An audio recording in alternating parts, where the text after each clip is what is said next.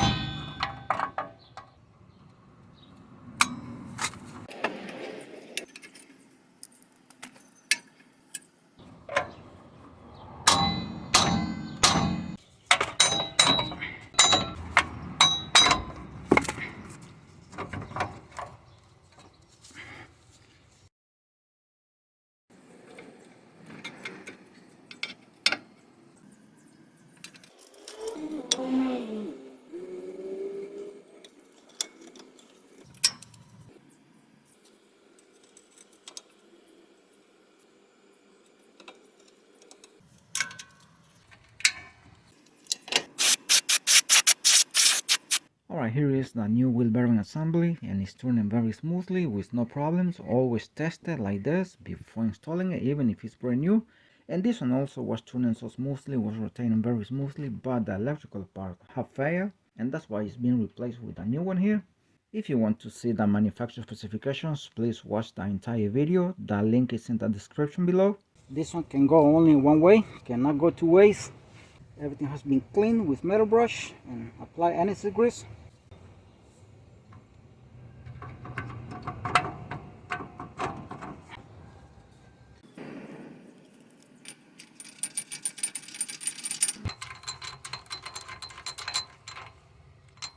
Make sure the wheel bearing assembly is turning very smoothly with no problem.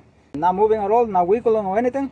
Applying anti-seize grease here so the rotor wouldn't get stuck in the near future.